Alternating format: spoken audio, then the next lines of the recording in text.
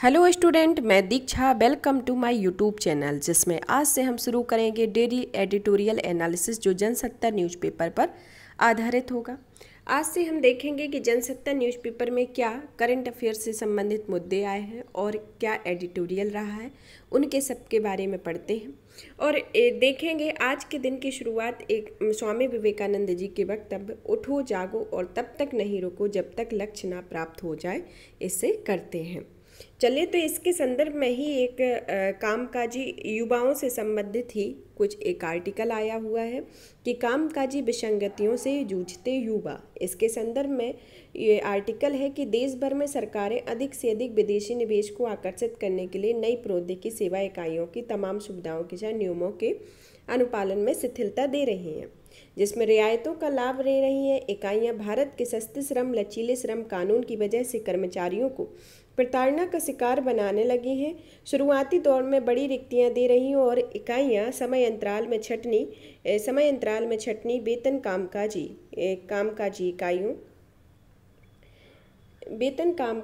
इकाइयों तथा इसमें अनिश्चितता के साथ कर्मचारी की अवकाश में दंश दे रही हैं। यह एक संक्षेप रूप में है। आज का एडिटोरियल के ये शुरुआत का कुछ वो है। अब देखते हैं कि एडिटोरियल में क्या कहा गया है। जो युवा के संदर्भ में इसके रोजगार के संदर्भ में कुछ इम्पोर्टेंट पॉइंट दिए गए हैं, कुछ रिपोर्ट को प्रकाशित किया गया है। चलिए, तो देखते हैं इस आर्टिकल में क्या क्या इम्पोर्टेंट पॉइंट है। जैसे इसमें सबसे पहले है कि 2050 तक भारत में युवा आबादी विश्व में कितने नंबर पर पहुंच जाएगी? 2000 मतलब तीसरे स्थान पर पहुंच जाएगी। तो आप एक शॉर्ट नोट्स प्रिपेयर करेंगे और उसमें आप मेंशन करेंगे इस एडिटोरियल के संदर्भ में कि पहला पॉइंट आएगा इसमें कि 2050 तक भारत में युवा आबादी दुनिया में तीसरे स्थान पर पहुंच जाएगी। कुछ अर्थशास्त्रियों का अनुमान है कि इस युवा कार्यबल में सहारे भारत दुनिया की सबसे बड़ी अर्थव्यवस्था बनकर उभरेगा। तो भारत दुनिया की सबसे बड़ी अर्थव्यवस्था बनकर उभरेगा और इसके सहारे देश में युवाओं को विकासशील देश बनाने की प्रक्रिया में शामिल होने के लिए सपने दिखाए जाने लगे हैं। और इसमें आंकड़ों के सहारे बुनने की प्रक्रिया ठीक विपरीत। देश में युवाओं की वर्तमान स्थितियां ठीक नहीं है। मतलब एक अनुमान लगाया गया है, लेकिन वर्तमान में जो स्थितियां हैं इस तरीके की नहीं है। प्रेजेंट में जनसंख्या के आधार पर देश में 1.25 करोड़ युवाओं को नौकरी की आवश्यकता है और प्रतिवर्ष 25 लाख नौकरियां उपलब्ध नहीं और बेरोजगार युवा चिंता और अवसाद में है। तो इसमें जो आर्टिकल में जो चिंता व्यक्त की गई है उसका संदर्भ ये है कि प्रेजेंट में एक कहा तो गया है कि एक अनुमान लगाया गया है कि इतने युवाओं को रोजगार दिया जाएगा, 1.25 करोड़ नौकरियां सृजित की जाएंगी। लेकिन अगर रियल स्थिति देखी जाए कि 25 लाख नौकरियां ही उपलब्ध नहीं है, ये प्रतिवर्ष का एक आंकड़ा दिया गया है, जिससे जो युवा है बेरोजगार अवस्था में है वह चिंता और अवसाद की स्थिति में आ रहे हैं। देश में पहले से ही रोजगार की कमी है और सरकारी नौकरियों में 50% से अधिक आरक्षण होने के अलावा अब संविदा भर्ती होने लगी है। मतलब जब 50% से अधिक आरक्षण होने के अलावा संविदा भर्ती होती है। राज्यों में सरकारी चयन की प्रक्रिया में भ्रष्टाचार के नए आयाम हो चुके हैं और बढ़ती महंगाई, कर्ज और विश्व में फैले AI तकनीक के चलन से पूरी दुनिया में नौकरियों का संकट पैदा हो गया है। तो जो आर्टिफिशियल इंटेलिजेंस का संदर्भ आया है उससे नौकरियों का संकट और खड़ा हो गया है, क्योंकि ज़्यादातर काम रोबोटिक टेक्नोलॉजी के अकॉर्डिंग ही कराया जाने लगा है, जिससे बेरोजगार होने की संभावना बढ़ रही है और भविष्य में बढ़ने की संभावना भी है। विश्व आर्थिक मंच की भविष्य रोजगार रिपोर्ट 2023 जो प्रकाशित की गई है उसके संदर्भ में उस रिपोर्ट के अनुसार कि विश्व में 2027 तक 8.3 करोड़ पारंपरिक नौकरियों के समाप्त होने का खतरा है और कृत्रिम मेधावी AI तकनीक के बढ़ते इस्तेमाल और सिमटते व्यापार के कारण रोजगार देने वाली इकाइयां कर्मचारी वेतन व्यय को कम कर रही हैं। तो जो रोजगार देने वाली इकाइयां हैं वह कर्मचारी के वेतन को भी कम कर रही हैं और जो AI जो आर्टिफिशियल इंटेलिजेंस है उसके बढ़ते इस्तेमाल से। और यह कब तक है? यह 2027 तक 8.3 करोड़ पारंपरिक नौकरियों के समाप्त होने का खतरा भी है। जो हमारी अभी जिस तरीके से नौकरियां चल रही हैं तो इनका स्थान एक AI टेक्नोलॉजी के द्वारा ले लिया जाएगा, तो और भी बेरोजगार होने की संभावना है। भारत में एआई तकनीक आने का खतरा बढ़ा है, लेकिन औद्योगिक इकाइयों और सूचना प्रौद्योगिकी कंपनियों में मानव संचालित रोजगार के कम होने का है। भारतीय युवा सूचना प्रौद्योगिकी रोजगार को सफेद कॉलर रोजगार मानकर उनके प्रति अधिक आकर्षित होते हो, मगर एआई तकनीक से आईटी क्षेत्र में नौकरियों के अवसर कम हुए हैं। मतलब एआई के क्षेत्र के आने से नौकरियों के अवसर कम हुए हैं और हर चौथे कर्मचारी पर भविष्य में रोजगार का संकट खड़ा हो गया है। मतलब जो प्रेजेंट में स्थिति है कि हर चौथे व्यक्ति के लिए एक रोजगार का संकट खड़ा हो गया है। तो कहीं ना कहीं ये चीज़ें जब कोई नई टेक्नोलॉजी आती है तो उसमें उसके नकारात्मक पहलू भी जुड़े होते हैं और सकारात्मक पहलू होते हैं। सकारात्मक रहेगा कि उसमें ज़्यादा से जल्दी कार्य को किया जाएगा, और नकारात्मक तो यही है कि इससे नौकरियां सृजित नहीं होंगी और ज़्यादा से ज़्यादा लोग बेरोजगार होंगे। इसी संदर्भ में भारतीय युवा नई तकनीक को सीखने में विफल होते हैं तो देश की युवा शक्ति बड़े हिस्से में सामने जीवन यापन का संकट उत्पन्न होता और देश में स्थापित आईटी कंपनियों पर वैश्विक मंदी का संकट है।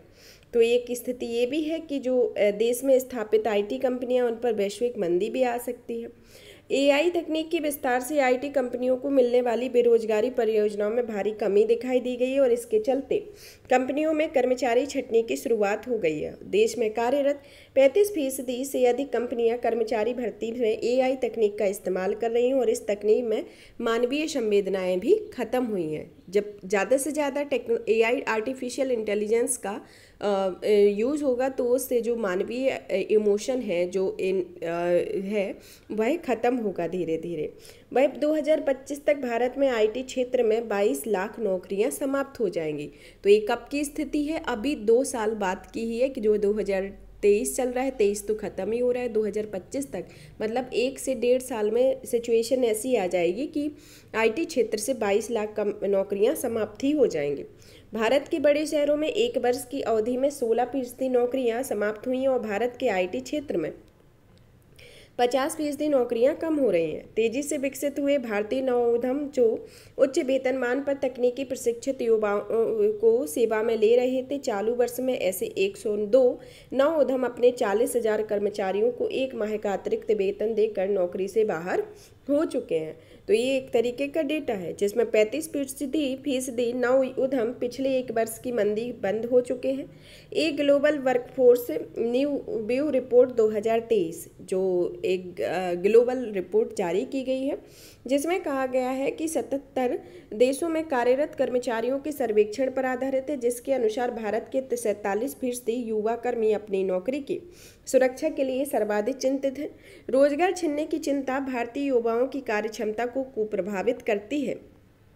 उसके साथ ही इसमें स्वास्थ्य को भी नुकसान होता है। मतलब रोजगार को तो प्रभावित करती है, उसके साथ स्वास्थ्य पर भी इफेक्ट पड़ता है। रोजगार असुरक्षा का भय नौकरी प्रदाता कंपनियों और अपने कर्मचारियों से न केवल तय मानकों का अधिक ले रही है जब बल्कि कर्मचारियों से बंधुआ मजदूरी जैसी व्यवहार करने लगी है। देश भर में सरकारें अधिक से अधिक विदेशी निवेश को आकर्षित करने के लिए नई प्रौद्योगिकी सेवा इकाइयों को तमाम सुविधाओं के साथ नियमों के अनुपालन में शिथिलता दे रही हैं और इनमें रियायतों पर जो लाभ दे रही हैं वह इकाइयां भारत के सस्ते श्रम, लचीले श्रम कानून की वजह से कर्मचारियों को प्रताड़ना का शिकार बनाने लगे हैं। शुरुआती दौर में बड़ी रिक्तियां दे रही हैं, लेकिन इकाइयों के समय अंतराल में जैसे पहले तो बड़ी रिक्तियां देती हैं, लेकिन जब किसी इकाइयों में समय अंतराल में छंटनी, वेतन कटौती, काम के समय में अनिश्चितता के साथ कर्मचारी अवकाश में कटौती दंश देने लगेगी। कोविड के बाद से घर में काम करने की पद्धति से अब युवा कर्मियों पर काम की अधिकता के साथ उनके वेतन और अन्य मौलिक सुविधाओं में कटौतियां भी की जा रही हैं। मतलब जिस तरीके की सिचुएशन पैदा हो रही है उसमें हर तरीके से आपकी कटौतियां ही की जाएंगी।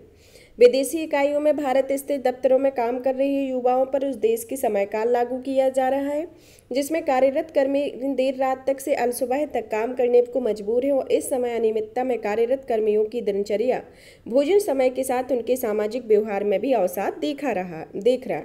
मतलब एक तो इंसान बेरोजगार हो रहा है, दूसरा उसके स्वास्थ्य पर भी इफेक्ट पड़ रहा है और जो उसका सामाजिक व्यवहार है, जो उस सोशल समाज में रहता है, जो उसका बिहेवियर है, उसमें भी एक अवसाद की स्थिति को देखा जा रहा है। और पिछले कुछ दिनों के में बहुराष्ट्रीय कंपनियों ने उच्च वेतन दे रहे एक भारतीय युवा ने लिखा था, मतलब एक उदाहरण के तौर पर समझते हैं कि इसमें जो एक भारतीय युवा ने एमएनसी में काम करने वाली भारतीय युवा ने कहा था कि भारी भरकम पैकेज लेने के बाद भी वह जीवन से अकेला महसूस करता है और काम की अधिकता और घर के कमरे में कार्य संचालन से सामाजिक सरोकार समाप्त हो चुके हैं। कोविड महामारी के बाद से घर से काम करने वाले युवाओं पर स्टैनफोर्ड यूनिवर्सिटी और जर्मन उपक्रम WFH द्वारा 34 देशों में किए गए अध्ययन से यह बात सामने आई है। मतलब ये प्रेजेंट में कहाँ किस यूनिवर्सिटी के द्वारा अध्ययन किया गया, एक स्टैनफोर्ड यूनिवर्सिटी के द्वारा और जर्मन उपक्रम के द्वारा WFH द्वारा 34 देशों का एक अध्ययन किया गया।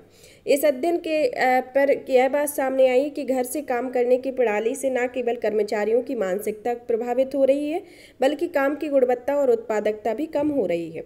एक भारतीय IT कंपनी में भी माना है कि काम के अधिक घंटे लेने के बावजूद घर से काम करने वाले कर्मियों कौशल की उत्पादकता में कार्यालयीन कर्मी की तुलना में 19% भी गिरावट देखी गई है।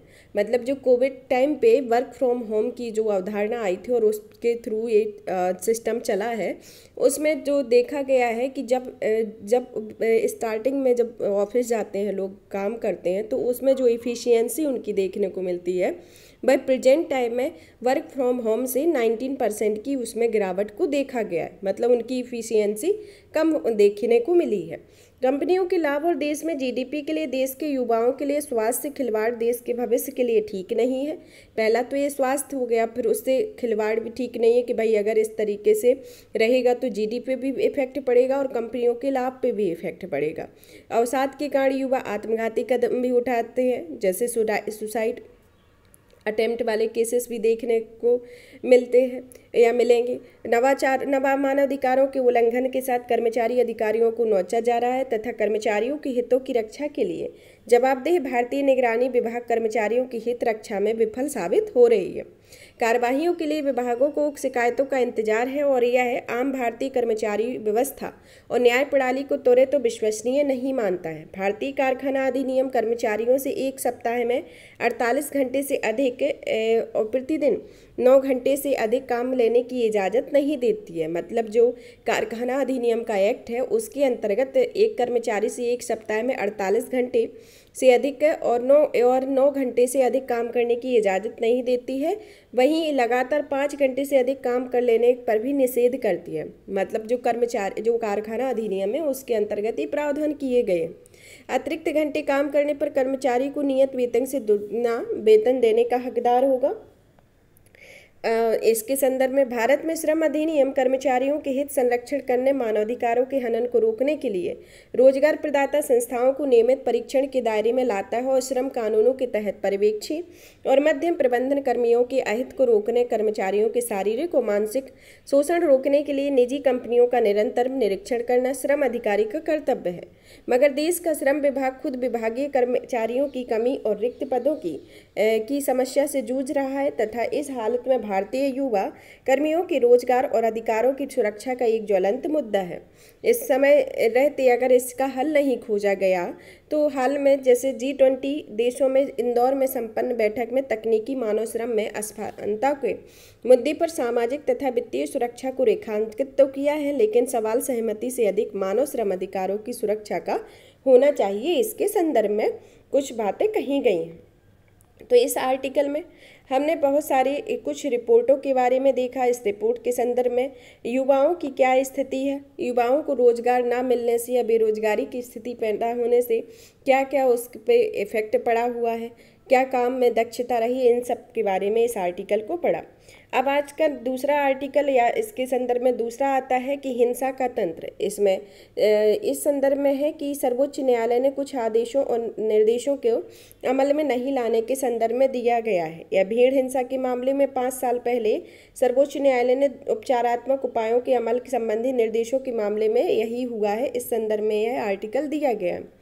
इसमें केंद्र राज्य की गंभीरता के बारे में बताया गया है, जिसमें इसमें जो याचिका की जो सुनवाई की गई है उसमें महाराष्ट्र, उड़ीसा, राजस्थान, हरियाणा, मध्य प्रदेश, राज्य सरकारों के 5 साल पहले जारी निर्देश पर वर्षवार आंकड़े तलब किए थे, जिसमें भीड़ रोकने, हिंसा को रोकने के लिए काम किया गया था, उसके संदर्भ में था। तथा 5 साल पहले के तहसीन पूनावाला मामले में सर्वोच्च न्यायालय ने केंद्र राज्य सरकारों को चेतावनी भी दी थी कि ऐसी घटनाओं को रोकने के लिए कुछ उपचारात्मक उपाय किए जाने चाहिए और जिन पर सभी राज्यों के अनिवार्य रूप से अमल किया जा सकता है। जब तक कि विभिन्न राज्यों में गोमांस तस्करी से शक में फर्जी खबरों, अफवाहों के प्रभाव से भीड़ हिंसा की घटनाएं सामने आ रही हैं, बल्कि पिछले कुछ वर्षों में भीड़ हिंसा की एक वह अचानक प्रवृत्ति के रूप में अधूरी और सबसे अधिक ऐसी घटनाएं गौरक्षा के नाम पर हुई हैं। समाज में कुछ ऐसे स्वयंभू गौरक्षक दल पनपे हैं जो गोमांस और गौ तस्करी पर निगरानी रखते हैं और अगर इन्हें किसी भी तरह का शक होता है और कहीं से भी सूचना मिलती है तो गोमांस या गायों की तस्करी की जा रही है ताकि वे मामले की बीच की पड़ताल कर सके, हमला कर देते हैं और कई मामलों में तो जघन्य हत्याएं भी कर दी गई हैं, जैसे एक समुदाय के लोग शिकार बनते हैं। तथा इस मामले में जो तहसीन पूनावाला का मामला था उसमें सर्वोच्च न्यायालय द्वारा कहा गया था कि किसी भी व्यक्ति या समूह को इस तरह की निगरानी करने, कानून को अपने हाथ में लेने और ऐसे मामले पर फैसला सड़क पर करने का अधिकार नहीं होता है। तथा जब किसी के विचार को कोई समूह कानून को अपने हाथों में ले लेता है तो इससे अव्यवस्था या अराजकता की स्थिति पैदा होती है और हिंसक समाज का उदय होने लगता है। इसके संदर्भ में जो पूनावाला केस था उसके संदर्भ में सर्वोच्च न्यायालय ने कुछ अपने प्रावधान दिए थे। सर्वोच्च न्यायालय ने भीड़ को रोकने के लिए सरकारों को सख्त रूप से निर्णय दिया था कि भीड़ वाले क्षेत्रों में पहचान कर राज्य सरकारें प्रत्येक जिले में वरिष्ठ पुलिस अधिकारी का एक नोडल अधिकारी के रूप में नामित करें। मतलब जो प्रशासनिक जो शासन प्रक्रिया है उसको और मजबूत करने की बात कही, जो पुलिस प्रशासन है उसमें ज़्यादा सख्ती बरती जाए, उस तरीके का प्रयोग किया जाए और जिससे वह अपने पुलिस अधिकारियों के कर्तव्य होगा कि वह भीड़ को तितर बितर करें और संवेदन क्षेत्रों में पुलिस गश्ती बढ़ाएं, जिससे पुलिस गैर जिम्मेदाराना प्रचार करने के व्यक्तियों के खिलाफ प्राथमिकी दर्ज करे और भीड़ों को लोग इकट्ठा होते हैं तो हिंसा उकसाने वाले जैसे फर्जी और भड़काऊ सूचनाएं प्रकाशित करने और निगरानी समूह बनाने पर बाज नहीं आए हैं। बिहार के सारण और महाराष्ट्र के नासिक में गौमांस की तस्करी के शक में हुई भीड़ हिंसा हाल के उदाहरण देखने के मिले हैं, जिससे इस मामले में क्या सफाई पेश करती है।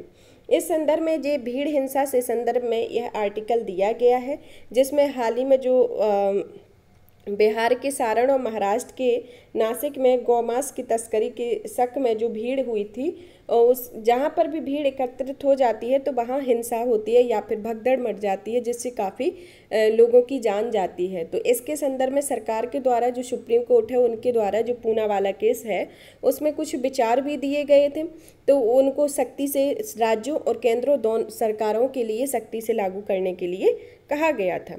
इसके संदर्भ में अब आता है दूसरा आर्टिकल की तकनीकी संजाल के बारे में। यह आर्टिकल है जो हरियाणा सरकार के द्वारा जो टैबलेट दिए गए उसके संदर्भ में, क्योंकि कोई टेक्नोलॉजी का जब उपयोग किया जाता है तो उसके पॉजिटिव इफेक्ट भी होते हैं, नेगेटिव इफेक्ट भी होते हैं। इस समय में जो ये आर्टिकल आया हुआ है, इस आर्टिकल का संदर्भ है कि जो हरियाणा के जिंद जिले में एक ठिकाना जनपद पंचायत की शिकायत पर उसको हाईलाइट किया गया है कि जो सरकार के द्वारा टैबलेट बांटे गए हैं उस टैबलेट में जो 9वीं से 12वीं की कक्षा के बच्चों के लिए हरियाणा सरकार ने 8 लाख बच्चों को टैबलेट दिए। इन टैबलेट देने के सरकारी स्कूल में पढ़ते हुए उनका जो सरकार का पॉजिटिव पॉइंट रहा कि अगर व्यक्ति जैसे बच्चे पढ़ रहे हैं तो वह तकनीकी दृष्टि से पीछे ना रह जाएं, इसके लिए सरकार के द्वारा ये टैबलेट दिए गए। लेकिन प्रेजेंट में सिचुएशन ये है कि बच्चे पढ़ाई लिखाई के लिए इसको दिया गया है, लेकिन वहाँ की जो पंचायत है, जो ठिगाना ग्राम पंचायत के लोगों ने शिकायत कहा है कि जिन बच्चों को टैबलेट उपलब्ध कराया गया है वो है पढ़ाई लिखाई के बजाय दूसरी अवांछित गतिविधियों के लिए ज़्यादा ध्यान दे रहे हैं। इसमें अभिभावकों की जो परेशानी और भी बढ़ गई है कि बच्चों को मिले टैबलेट की वजह से वह बच्चों को पढ़ाई से दूर ले जा रही है और आपत्तिजनक चीज़ें देख रही है और पढ़ने की जगह वह खेल देखते हैं, खेल खेलते हैं, इससे उन्हें वापस लिया जाना चाहिए।